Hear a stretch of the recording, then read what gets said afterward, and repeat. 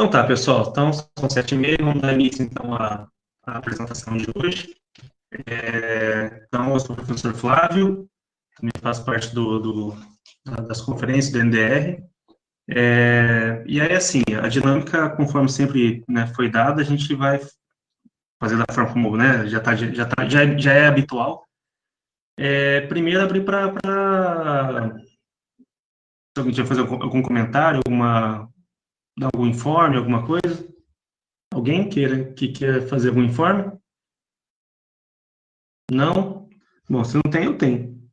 Né? Então, vamos lá. Beleza, pessoal. Então tá. As conferências do NDR, elas estão acontecendo, então, todas as segundas e quartas-feiras, né? Tipo, de segunda já era habitual no formato presencial, e por conta da pandemia a gente mudou para o formato remoto. Está funcionando muito bem. E às quartas-feiras a gente está tendo a apresentação também. Né? A próxima quarta, o professor Sérgio Luiz Kuhn, da UTF-PR de Dois Vizinhos, ele vai fazer a apresentação dele do assunto diagnóstico socioeconômico produtivo e das sugestões e perspectivas das famílias rurais de Dois Vizinhos. Vai ser, então, na quarta-feira, dia 10, né, às 8h30, das 7h30 às 8h30, mesmo horário que a gente está fazendo hoje, tudo bem? Então, já sintam-se convidados a participarem da apresentação do professor Sérgio, tá bom? Muito bem. Pessoal, então vou passar a palavra para cá. Cá, você está me ouvindo? Sim, professor. Sim, beleza. Então, certo. Então, beleza. Então tá, pessoal, essa aqui é a nossa discussão 43. A Cássia Giroto é nossa mestranda do programa de Economia, mestrado de Economia. Ela é orientada pelo professor Carlos Alberto Gonçalves Júnior, o Carlinhos. O título do trabalho dela é Participação do Brasil nas Cadeias Globais de Valor, uma análise de um produto para o período de 2005 a 2015, de indicadores TIVA. Como eu não sei o que é, então ela explica melhor. Cássia, bom, a dinâmica eu já expliquei para você antes como funciona. Sim. Sinta-se à vontade, tudo bem? Boa apresentação. Certo. Obrigada. Primeiramente, boa noite a todos. Então, o título do trabalho, né, é a participação do Brasil nas cadeias globais de valor, uma análise de insumo-produto para o período de 95 a 2015, a partir dos indicadores TIVA. Então, assim, ao longo do trabalho, estarei esclarecendo para vocês do que se trata esse indicador TIVA, tá? Então, inicialmente, partindo da introdução, né, do assunto, temos, assim, que após a Segunda Guerra Mundial e uma maior abertura comercial, né, o processo produtivo, ele se espalhou pelo espaço geográfico a nível mundial. Então, ocorreu essa evolução da estrutura produtiva, mas ela se deu pela redução dos custos de transporte, dos avanços tecnológicos e de comunicação, né? Os avanços tecnológicos que viabilizaram essa evolução. Nesse sentido, os países eles passaram a se especializar em etapas mais específicas da produção. E, com isso, passou a acontecer um maior fluxo dos produtos intermediários e, consequentemente, do valor adicionado. Então, esses países passaram a comercializar mais produtos intermediários e, com isso, o valor adicionado. O valor adicionado, então, nada mais é do que a remuneração dos fatores de produção, que é o pagamento dos salários, a remuneração do capital e terra agrícola de toda uma economia, tudo que é necessário para produzir, né? Então, com isso, passou a ocorrer o problema da dupla contagem, né? Por causa desse aumento da comercialização do valor adicionado. Então, um produto que geralmente é exportado por um país, ele teve uma etapa antecedente do seu processo produtivo, uma fase que seja, provavelmente em outro país, né?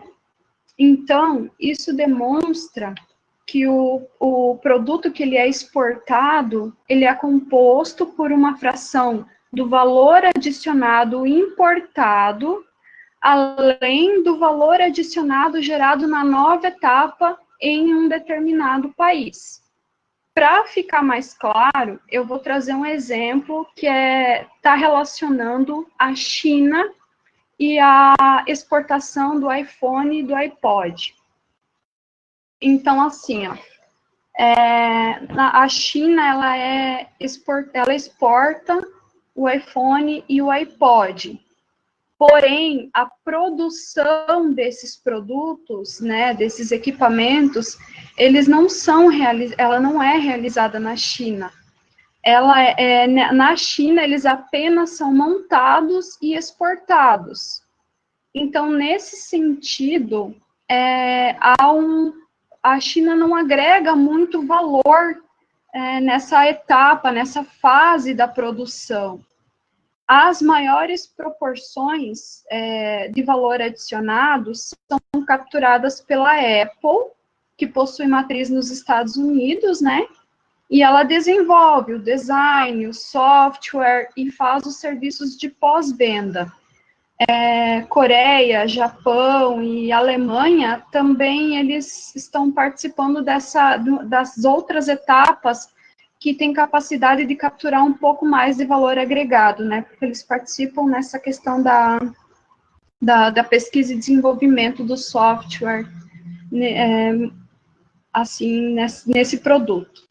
Então, assim, para que as exportações elas possam contribuir com o crescimento, com o emprego, é necessário que as exportações desses países possuam um maior valor agregado doméstico, tá? Então, o país, para ele agregar mais valor ao produto que ele está exportando, seria bom que ele participasse numa fase da produção mais intermediária, não tão numa fase inicial, nem numa fase muito final da produção, que daí com mais tecnologia ele pode agregar mais valor àquele produto ou àquele bem.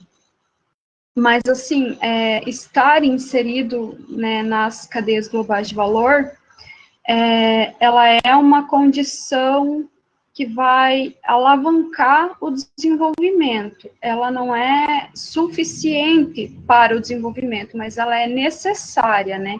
Porque a tendência mundial é cada vez mais que haja essa dispersão da produção no espaço geográfico. Seguindo aqui, então, ocorre, então, o problema das distorções, né, no comércio mundial, porque a produção, ela é contabilizada em termos brutos, porque todas as vezes que os bens intermediários, eles ultrapassam as fronteiras, eles são contabilizados, né? Então, assim, esses bens intermediários, eles podem ser utilizados como um bem final ou como um insumo intermediário para produzir outro produto final. Então, todas as vezes que ele ultrapassa, seja como um produto intermediário, ou seja, já na fase final de um produto, ele é contabilizado. Aí, isso dificulta, né, reconhecer a verdadeira importância, a verdadeira contribuição das exportações para o emprego de um país e, consequentemente, né, as verdadeiras estatísticas de um país em relação ao comércio internacional. Então, cadeias globais de valor, ela basicamente o comércio do valor adicionado doméstico entre os países. No caso, é a troca desse valor adicionado doméstico. O comércio do valor adicionado doméstico, ele vai determinar a participação dos países nas cadeias globais de valor, tá? Então, assim, um país que possui pouco conteúdo importado em suas exportações, ele vai agregar ele vai adicionar pouco valor àquele produto, pois comercializa os produtos que está na fase inicial da cadeia produtiva. Assim, por que a gente optou por utilizar os indicadores TIVA? Porque eles removem essas estimativas de reexportação e reimportação, corrigindo os problemas das assimetrias por meio de balanceamento das restrições de produto. Nesse sentido, diante dessa importância do valor adicionado para a geração de emprego e renda no país, então a gente definiu o problema de pesquisa, que é como se dá a evolução da participação do Brasil nas cadeias globais de valor no período compreendido entre 1995 a 2015. Oi, Cássia. Oi. Só volta um slide ali, esse questionamento teu do problema ali, você vai analisar de 95 a 2015. Isso. Você pode dizer que esse período analisado é válido para o futuro também? Porque, só por causa do início da tua pergunta ali, como se dá a evolução? Ou é como se deu a evolução nesse período? Entendeu? Entendi. Eu vou avaliar mesmo dentro desse período, professor, como foi dentro desse período. Ah, tá. Não, senão, como se dá a evolução, parece que essa evolução daqui para frente também pode seria ser replicada. Né? Sim, eu entendi. É só do período que você vai analisar, né? Isso. Mas vê com o seu orientador certinho aí, vê se está certo ou não. Mas... Tranquilo, professor.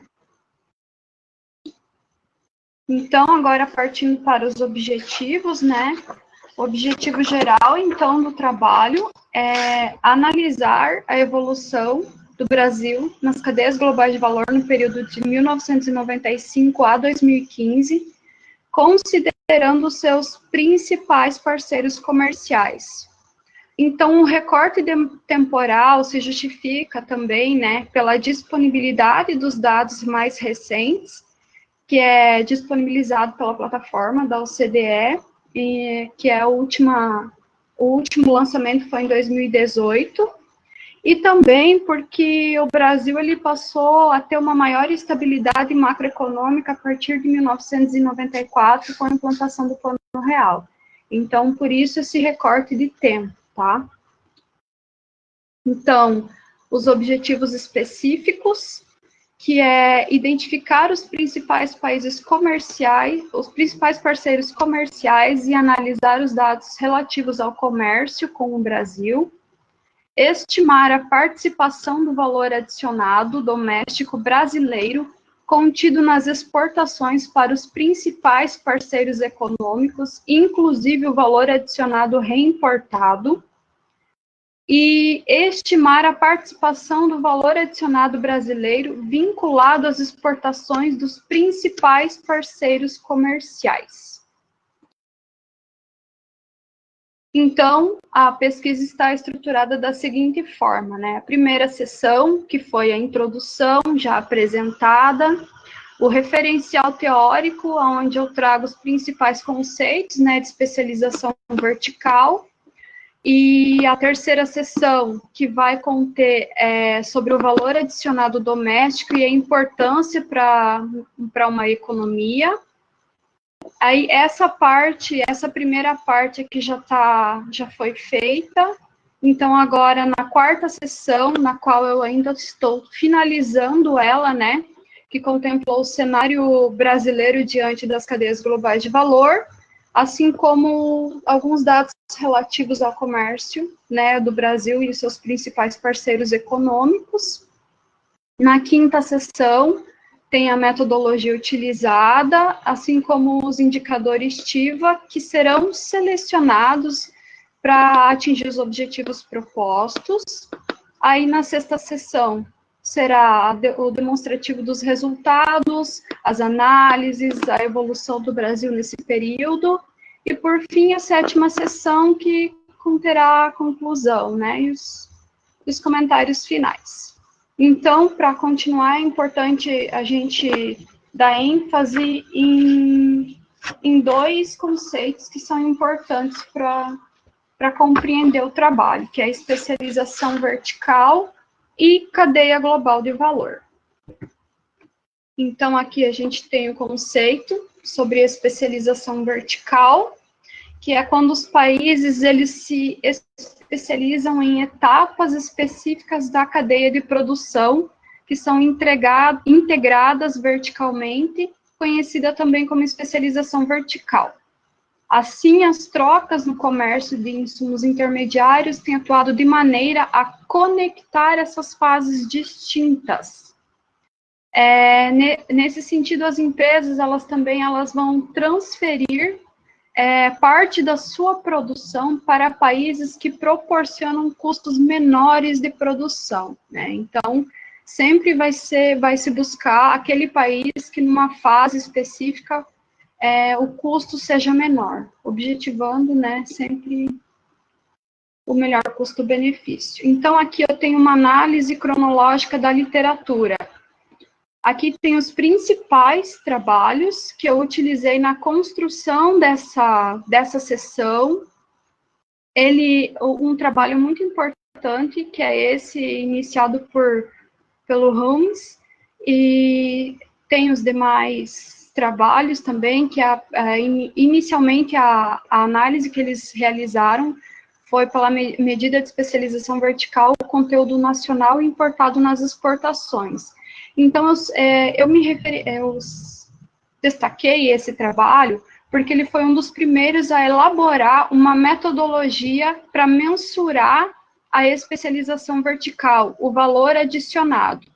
Depois vieram os outros trabalhos que se seguem aqui, que foram utilizados, fazendo uma releitura, e eles conseguiram aprofundar ainda mais a questão do valor adicionado, conseguindo identificar o valor adicionado exportado, absorvido no exterior, e valor adicionado reimportado. Então, alguns também fizeram daí por uma metodologia das contas nacionais. Aí, o último trabalho, esse aqui do Kopman, Wang Wei, ele fez mais ou menos uma resposta dizendo que essa metodologia ela pode ser mais simplificada e realizada pelas matrizes internacionais de comércio mundial. Então, agora, continuando, né, o outro conceito sobre cadeias globais de valor e valor adicionado. Então, o que é a cadeia global de valor? Ela é um conjunto de atividades que são interrelacionadas, necessárias para a produção de um bem, desde o início do ciclo produtivo, como a criação, design, estágio final e serviços de pós-venda. Esse conjunto de atividades pode ser desempenhado em uma mesma firma ou ter os seus processos fragmentados em firmas distintas. Aí, quando essa fragmentação ela ultrapassa as barreiras geográficas de um determinado país, então há inserção do processo de produção na cadeia global. Daí, então, que surge cadeia global de valor. Então, para a gente compreender de uma forma bem intuitiva, aqui a gente tem a representação de todos os serviços numa cadeia global simplificada, né? Vocês podem observar que todos os elos estão conectados um ao outro, né? Eles são conectados e um logo após o outro, seguindo essa sequência da cadeia produtiva. Em seguida, nós temos cada função separada, porque observem que tem uma flecha embaixo que indica informação, que é aquela questão de que eu já citei anteriormente, que o avanço tecnológico, o conhecimento de custos mais baratos para a produção, né? Então, elas se subdividem esse elo não é mais, ele continua sendo linear, porém, assim, não tão próximo. Há integração entre as funções. Aí, por último, nós temos a cadeia global de valor, que são as atividades, as distintas atividades dessa sequência distribuídas ao redor do globo. Então, valor adicionado e inserção nas cadeias globais de valores. Ali a gente tem a representação da curva sorriso, né? Vocês podem observar que em 1970, essa curva, ela não era tão aprofundada. Agora, nos anos 2000, ela se tornou mais aprofundada, e vocês podem observar que as atividades nas extremidades da curva nos anos 2000, que são serviços de pré-manufatura, pesquisa e desenvolvimento, pós-vendas, elas conseguem agregar mais valor ao produto, tá? Enquanto distribuição, marketing, produção por partes e componentes, ela agrega valor, mas já é uma fase mais intermediária. Daí aqui nós temos mais ao centro da concavidade, processamento e montagem e fornecimento de matérias-primas. Que se vocês lembrarem ali no exemplo que eu dei da China, do iPhone, do iPod, se encontra nessa fase aqui de processamento e montagem, então não agrega tanto valor assim ao produto. Mesma coisa é o Brasil, né? Que ele exporta bastante matérias-primas e produtos que requerem pouco valor agregado. Então, eles se encontram aqui nessa concavidade da curva, tá? Então, o Brasil ele é um grande fornecedor de matéria-prima, ou seja, ele se encontra no estágio inicial da produção, da cadeia de produção. Então, ele captura pouco valor adicionado, né? Então, por isso que a gente quer... o objeto de pesquisa é ver qual foi, durante esse período de tempo, o quanto, né, poder mensurar esse valor adicionado, se isso tem mudado ao longo do tempo, se o Brasil, ele pretende continuar aqui. A gente não está fazendo, julgando, né, ou fazendo juízo de valor de que não é bom estar aqui, né, não é isso, a gente quer se localizar, porque aonde nós estamos nessa cadeia global de valor, o que podemos, né, fazer para talvez agregar mais valor, o que é necessário, dar mais uma noção da qual a nossa posição no comércio internacional.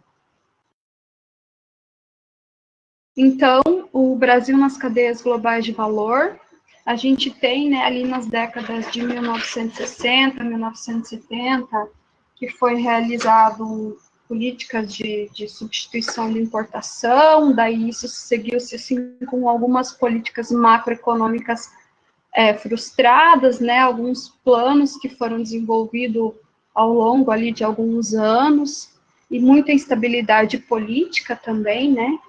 Aí, a partir de 1990, teve uma abertura comercial que, para o Brasil, ela não surtiu aquele efeito que era, né, esperado. E o Brasil, ele retomou a exportação de produtos primários, né, produtos que agregam pouco valor, que estão lá no início da cadeia produtiva, mas que, na cadeia global, ele se encontra ali naquela concavidade da curva sorriso, né?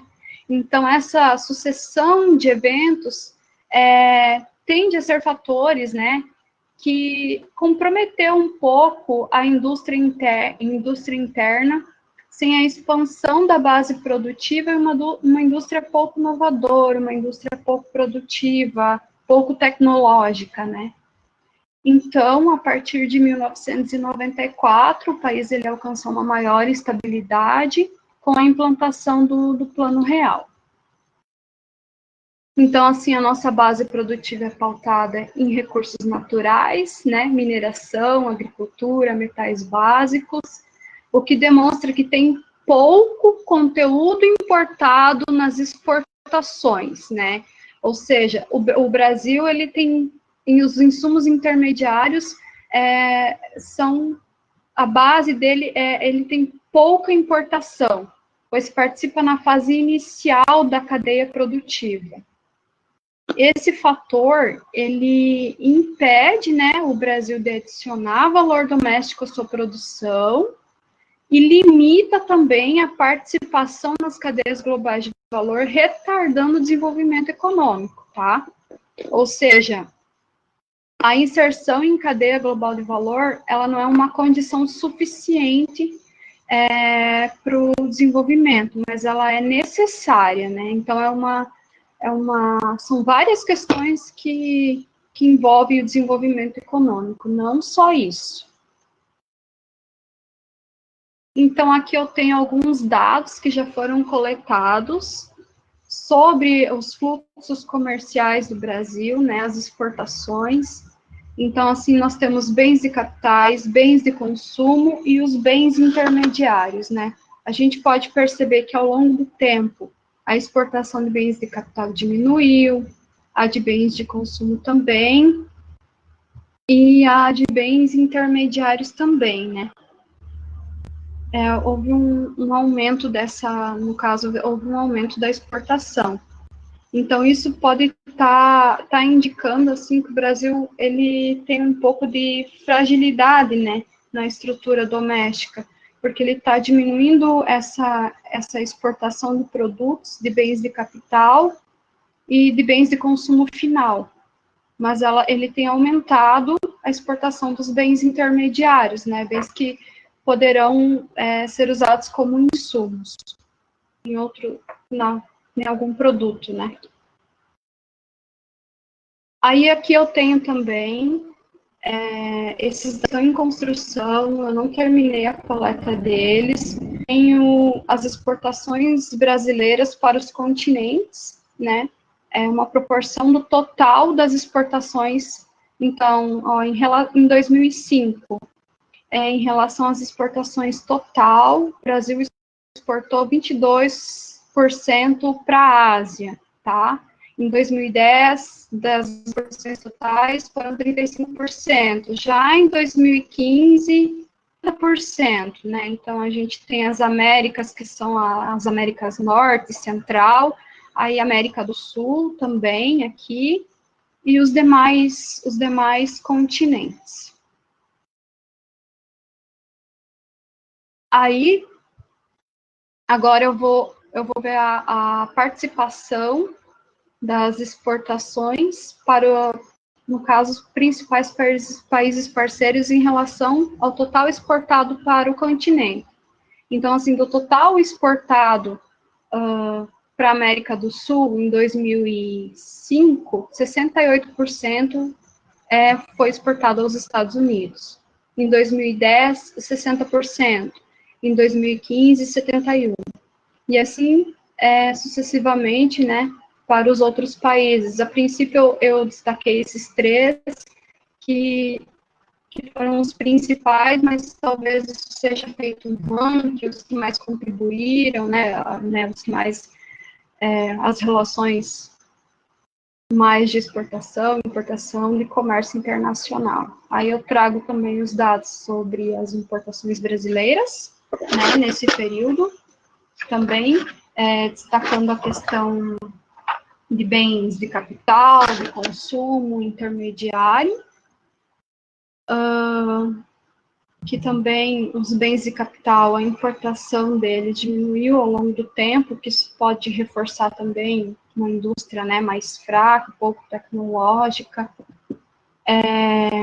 Em relação aos bens de consumo, o Brasil, ele aumentou os bens de consumo final, né, as importações,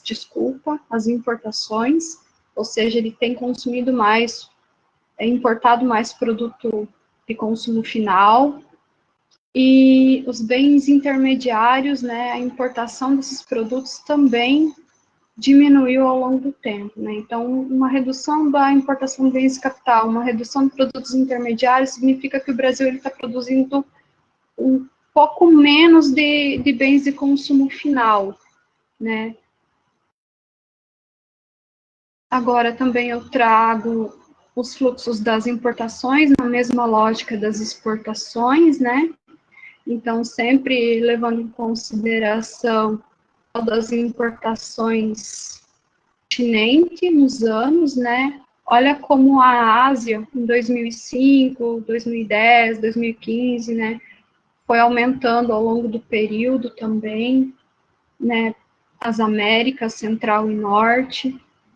E também, nesse contexto, eu avaliei os principais, né, os países mais significativos da onde o Brasil importou mais em relação ao continente, né? Então, aqui a gente tem Estados Unidos, em 2005, 86% das importações brasileiras para as Américas vieram das Américas vieram dos Estados Unidos. Em 2010 foram 78%, em 2015, 77%. Então, agora, partindo, né, para a metodologia, base de dados, então os dados foram retirados das plataformas de comércio exterior brasileira, Comex, e da Comtrade. Então, a pesquisa ela vai utilizar as matrizes mundiais, né, da CIO, disponibilizadas pela OCDE, e a metodologia vai ser um modelo interregional de insumo-produto, que é análogo ao modelo mundial. A edição de 2018 das matrizes mundiais do ICAO, ela contempla 64 países, dos quais 36 fazem parte da OCDE, 28 não fazem, e matrizes distintas para a China, México e o restante do mundo. E ele é construído para 34 setores. Os indicadores TIVA, eles permitem estimar o valor adicionado doméstico de um determinado país, e eles resolvem o problema da dupla contagem nas estatísticas de comércio internacional. Então, em relação aos indicadores TIVA, existem aproximadamente 46 indicadores. Então, assim, eu e o meu orientador, a gente vai estar selecionando aqueles que mais se adequam à proposta desse estudo. Então, a gente já viu o que tem, já viu o que é possível, mas a gente vai, conforme o avanço do estudo, às vezes, talvez, pode incluir algum que não está na nossa programação. Isso tudo depende de como as coisas vão andar daqui para frente. Então, aqui, para quem não conhece, um modelo interregional de insumo-produto, e a gente tem, para onde cada setor, no caso região, né, países, aqui estão os setores, dentro dos quadrados, dos retângulozinhos. Em linha é para onde cada setor vende, em coluna para onde o que cada setor compra, né, setor, país, no caso, região. Então, as próximas etapas do trabalho se concentram em finalizar a coleta dos dados e analisar os fluxos comerciais, né, entre o Brasil e os principais parceiros comerciais, os resultados e as análises, e a conclusão e os comentários finais. Muito obrigada. A apresentação foi essa. Oi, Cássia. Oi, professor. Eu estava aqui, viu? Estava aqui, sei. com você, bonitinho, percebe? Foi bacana a sua apresentação. Eu queria só aproveitar, ressaltar alguns pontos que eu acho interessante. Sim. Uhum. Às vezes, para deixar um pouco claro assim para as pessoas, né? Então, as estatísticas tradicionais de comércio internacional, elas registram as exportações brutas, né? Então, o Brasil exporta tanto de produto, importa tanto de produto. Só que muitas vezes, quando você põe o valor bruto da exportação, você tem uma parte muito grande desse produto exportado que foi importado de algum lugar, né? Então, cada vez que um produto desse, de um bem intermediário, que é o bem que vai fazer parte, né, que vai compor o produto, vai fazer parte, né, vai ajudar a compor aquele produto para ir para uma nova etapa da produção, para ir para uma nova etapa, como a gente diz que o processo de produção está disseminado no espaço, né? Então, cada vez que uma matéria-prima atravessa uma fronteira, ela é contada no valor de exportação daquele país. Depois entra, exporta de novo. É como o nosso cálculo do PIB. Quando a gente exporta, se a gente contar no nosso PIB do Brasil a farinha e o pão, a gente está contando a farinha 2 vezes.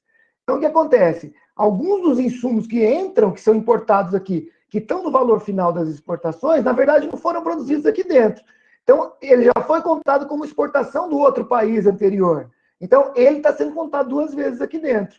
Esse é o problema da dupla contagem, né, Cássio? Que a gente tanto está querendo mostrar, né?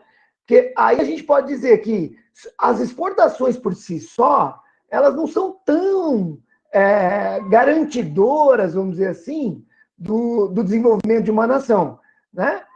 Nós vamos olhar para ver o que nós estamos agregando de valor no produto aqui dentro, para gerar emprego e renda dentro do país, né? Olhar para o valor bruto da exportação, às vezes é aquela coisa que a gente fala assim, que beleza, o Brasil está exportando tanto, mas está ficando pouca coisa de valor adicionado aqui dentro, né? Então, a gente Exatamente. Quase como você mesmo usou, né, Cássio? Um hub, como a China serve hoje. Isso, exato. Um hub de montagem de produtos e sai. Quer dizer, gera pouco valor adicionado lá dentro. Na verdade, no volume, é bom. Então, por isso que a gente não faz juízo de valor dizer que isso é bom ou ruim, porque no volume, centavinho por centavinho de montar um iPhone, aquilo dá um volume muito grande de dinheiro. Então, assim, pode ser uma estratégia de desenvolvimento do país? Pode, né? Mas é tudo uma questão de você olhar qual é o tipo de política e qual o papel que esse país quer ter no comércio internacional. Não é isso, Cássio, que a gente... né? Exatamente. Na exposição aí para os colegas fazerem as perguntas. Então, a gente vai tentar medir ao longo desse tempo, desse período, né? Como que o valor... como que andou o valor adicionado doméstico embutido nas exportações brasileiras, então, a composição de valor adicionado doméstico nas nossas exportações, e pegar os nossos principais parceiros comerciais e olhar a participação do nosso valor adicionado nas exportações deles. Que é isso de forma geral, isso é a participação do Brasil na cadeia global de valor. Então, depende da composição, da nossa participação de valor adicionado nas nossas exportações e depende também do nosso valor adicionado lá nas exportações dos nossos parceiros. Não é isso? Exatamente. Beleza, Cássia. Eu acho que nós estamos num bom caminho. Temos muita coisa pela frente ainda, né? Precisamos selecionar esses principais parceiros, que é o que nós vamos fazer agora. Pegar os dados do Comtrade, da ONU, para a gente fazer a agregação dessa matriz, para não analisar os 64 países de uma vez, que é muita coisa. Então, a gente vai agregar os grupos e os principais parceiros comerciais. Então, vamos pegar lá União Europeia, né? Alguma coisa lá dos países, talvez alguma coisa dos países do Oriente Médio, que a gente exporta bastante para eles, China, Ásia, tal, alguma coisa ali. A gente vai procurar esses principais parceiros, justificar a agregação da nossa matriz, e aí, então, aplicar os índices de Trading Value Added, que é o comércio de valor adicionado, TIVA de Trading Value Added, né? Que tem a ver com o comércio, então, de valor adicionado. Né? Exatamente. Muito bom. Gostei do quadro das bibliografias, né? É um tema que não é fácil, porque não tem bibliografia nacional, praticamente. A gente está tendo que trabalhar com bastante bibliografia internacional, o que é muito bacana, né? Então, vamos ver o que o pessoal tem para perguntar para a gente aí agora, se tem alguém para fazer alguma pergunta.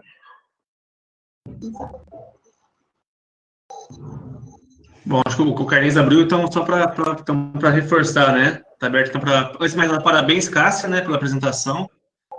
Carlos, obrigado pelas considerações, né, no final da apresentação da Cássia. E, de fato, pessoal, está aberto para questionários.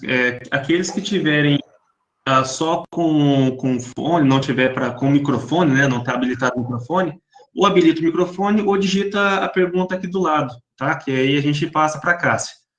Tudo bem? Eu posso fazer a pergunta? Claro, Jefferson, fica à vontade. Tudo bem, Cássia? Eu gostei muito Oi, da professor. apresentação. Obrigada. Parabéns. Um tema muito importante.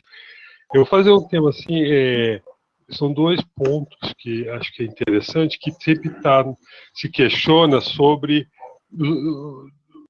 que é a desindustrialização. Se você vai, de alguma maneira, conectar, né? Eu acho que não não é um tema que não aparece na sua literatura, mas as pessoas sempre questionam isso, né? Eu acho que é só para você ter essa preocupação, conversa com o Carlinhos, né?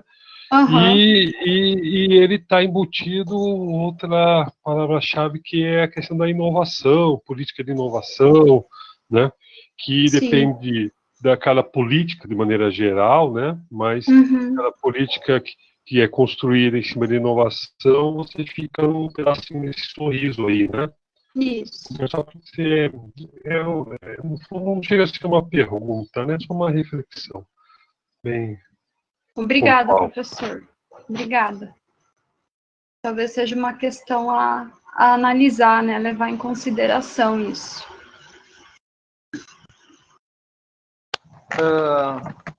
Boa noite, Cássia. Boa noite, professor. Parabéns pela apresentação, Cássia. Foi muito bacana. Trouxe bastante gráfico, figuras ali que deu para diversificar bem o aprendizado nosso sobre matriz de insumo produto, que é um tema bem complexo, né? São poucas pessoas que entendem, né?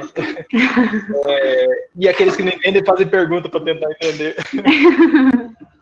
E eu vou, não sei se é uma pergunta, mas é uma colocação. Quando se fala a cadeia global de valor, Carlinhos pode me ajudar aí, Carlinhos, também, né?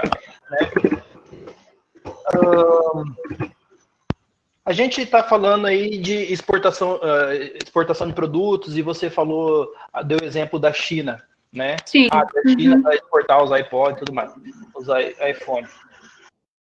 Será que a nossa política, né, de desenvolvimento, o país, pensando na nossa política de desenvolvimento, né, ele não precisa ter um feedback dos outros países parceiros? Por exemplo, será que esses outros países parceiros, eles querem comprar produtos nossos com um alto valor agregado, ou eles querem comprar os produtos primários para eles montarem lá fora, né? A pesquisa legal, é bacana, né? Vai mostrar essa evolução da cadeia global de valor, né? Mas essa política tem que existir, sim, eu acredito, mas não depende só da gente, né? Vai depender do que aqueles outros países que compram esses produtos, né, estão demandando naquele momento, né? Sim, mas, professor, uma questão assim, ó, como agregar valor, né? Então, assim, se for mais barato os países demandar, se os custos que nós produzir esses produtos forem mais baratos, eles, consequentemente, vão demandar mais os nossos produtos nessas fases da produção. Mas, para isso, nós temos que ser competitivos nessa área, né? Então, produzir com baixo custo, melhor custo-benefício. E assim, ó, que nem outro dia, né, eu e o professor Carlinhos estávamos conversando. A princípio, a nossa pauta exportadora, né, soja, grãos, que são utilizados, né, como insumo intermediário na produção de ração. Qualquer dia desses, o que pode acontecer? Achar um outro que seja mais eficiente ou até mesmo sintético, porque hoje em dia já estão produzindo até carne em laboratório, e simplesmente parar de importar esse produto do Brasil, né? Que no caso a soja ou esses produtos para fazer como insumos intermediários de ração. Então, assim, é uma questão que eu vejo mais do Brasil, sim, procurar se colocar nesse mercado do que a demanda, porque eu acredito, assim, que se o custo for mais barato, sim, vai haver demanda, sim, desses países. Cássia, só ajuda, Deixa eu só ajudar você a dar uma complementadinha e até colocar a discussão aqui, que eu acho que essa é uma discussão muito importante. Aham. Comércio, ele é criado e destruído todo dia, né? Então, nenhum mercado é imutável, né? O mercado, ele está aí, e o que a Cássia falou, quem é mais eficiente sobrevive e quem é menos eficiente fica para trás. Essa é a ideia, né? O mercado, ele é... Então, se nós olharmos... Isso quando não tem subsídio, né, Carlinhos? Mas o subsídio, principalmente no produto agrícola, ele acaba existindo, né? A gente sabe que existe, mas nós estamos falando de gerar valor adicionado, né? Então aí já a gente poderia ter essa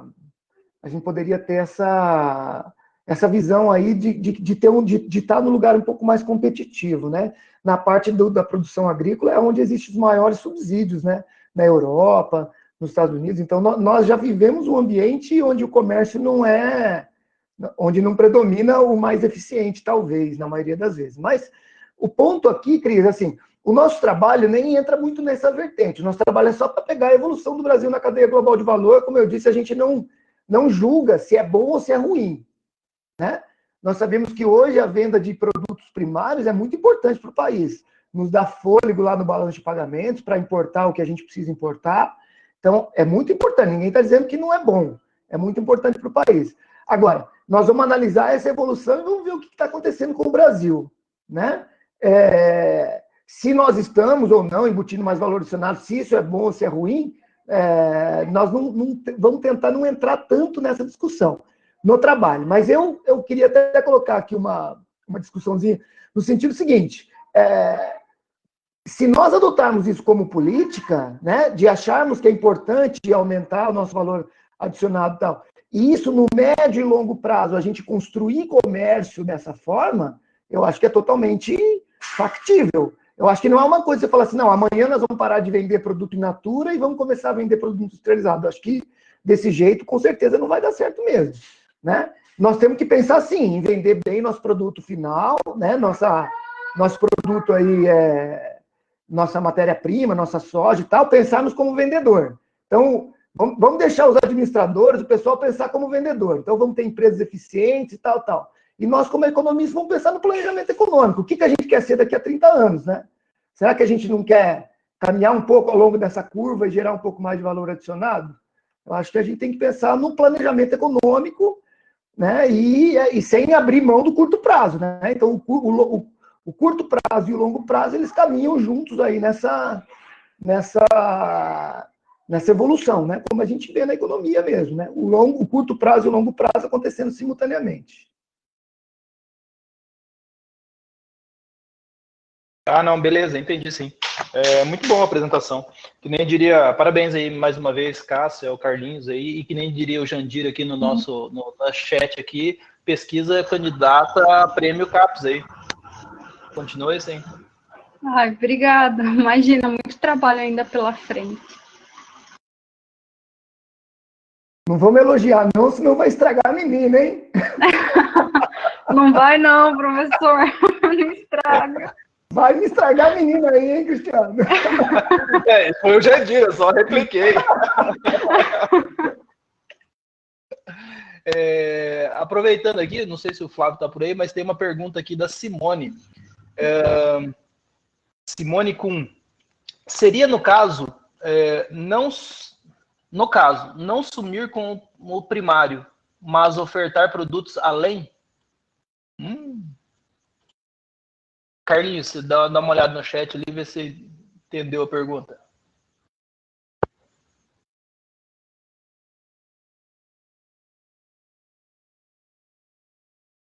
Não sei se eu entendi, mas seria assim, de não deixar de ofertar primários, isso, mas também além disso. O professor falou antes, né? Eu acho que existe uma fase de planejamento econômico, né? Acho que a coisa caminha por aí, né? O que nós queremos ser daqui a 30 anos. Se continuar desse jeito, tudo bem, a pesquisa não faz juízo de valor. A pesquisa vai mostrar os dados, vai mostrar a nossa evolução ao longo do tempo, né? Eu acho que nós temos que pensar dessa forma, né? sem muito juízo de valor e tentando só mostrar os dados e deixar os policy makers aí tomarem as decisões de política, né? Mas é como a Simone está, só reforçando aqui, a Simone colocou agora, né? Quando vocês estavam discutindo sobre a possível mudança de mercado. Então, entendo, né, no caso, como vocês já responderam, mas não trocar, não seria a troca de mercado em si, mas talvez as coisas, tipo, ao mercado nosso. No caso, seria ofertar produtos que conseguisse agregar mais valor doméstico brasileiro, né? Eu acho que as duas coisas acontecem simultaneamente, né? A gente não vai cortar uma coisa para fazer a outra, né? Acho que as duas coisas vão acontecer simultaneamente. Como eu disse, o comércio, gente, é criado e destruído todo dia. Há 10 anos atrás, ninguém nem sabia onde era a Indonésia. Ninguém sabia o que era a Índia. Esses mercados nem existiam, né? Então, eu acho que o comércio é criado e destruído todo dia. A gente não tem que se prender a muita coisa, não. A gente tem que ser eficiente e tentar fazer, né? Tentar fazer aquilo que está dentro do nosso planejamento de maneira coerente, né? De maneira inteligente dos organizadores, dos como é que fala? Fazedores de política aí, né? Dos policy makers, vamos chamar assim, né? Dos organizadores. Lobistas. Os caras que fazem as políticas, eu acho que é importante a gente pensar, né? Como eu disse, eu acho que as duas coisas podem coexistir, né? Só que gerar mais valor adicionado vai gerar mais emprego e renda. Se a gente processa mais o produto aqui dentro, até abre espaço para a gente ter mais conteúdo importado nas nossas exportações. Então, isso até aumenta a nossa participação no comércio internacional, né? Porque daí a gente vai ter... Imagine que a gente processe mais aqui dentro algum determinado produto e para processar o produto a gente precisa de insumo importado. Então, uma das coisas que aumenta a nossa participação nas cadeias globais de valor é o conteúdo importado nas nossas exportações. Como a gente está coladinho lá no começo da cadeia produtiva, não tem como a gente ter muito conteúdo importado nas nossas exportações. Então, processando um pouco mais o produto, a gente vai gerar mais valor adicionado doméstico e ainda vai abrir espaço para maior composição de produtos importados nas nossas exportações. Isso aumenta a nossa participação na cadeia global de valor de novo. Isso é interessante. Muito bem. Eu acho que o Sérgio está digitando. Espera um pouquinho, não sei se ele vai fazer alguma pergunta, não. Professor Sérgio Luiz Kuhn. Ainda está digitando. Vamos esperar. Mas então tá, pessoal, aproveitando enquanto o professor Sérgio vai digitando lá, estão reforçando, né? Quarta-feira, então, nós teremos a apresentação do professor Sérgio. Começa, então, 7h30, das 7h30 às 8h30, mesmo horário que a gente está fazendo às segundas. Então, todos se sintam convidados a participarem da apresentação do professor Sérgio, tudo bem? Vamos lá, a pergunta dele. Qual a tendência do sorriso entre valor adicionado e inserção nas CGVs no cenário futuro? Carlinhos, quer responder? Cássia, responder? Fica à vontade. Não, eu respondo. Na verdade, é exatamente isso que o trabalho vai mostrar, né? A gente quer ver, nesse período de 1995 a 2015, aonde o Brasil está localizado nessa curva sorriso, né? A princípio, a gente sabe que ele tem a sua base produtiva de produtos primários, mas, assim, qual que é o caminho, né? Que nem a gente comentou antes, não é fazer juízo de valor, né? O que é melhor, o que não é, mas quais são as expectativas, porque isso não depende só das questões de políticas, né? Então, assim, depende da produtividade, da indústria, da inovação tecnológica e essa capacidade do país em gerar valor agregado na sua produção doméstica, né? Embutir valor agregado doméstico no seu produto que será exportado. Então, o Brasil, ele precisa, no caso, agregar mais valor à sua produção, né? Conforme ele agrega mais valor à sua produção, ele vai andar mais ajusante ou mais amontante dessa curva sorriso. É isso. Oi, aí tentando aqui, eu estou tentando, eu entendi o que o Sérgio quis dizer, falou o seguinte, será que quanto maior valor adicionado a gente gera, maior nossa inserção nas CGVs, né? Eu acho que é isso, né?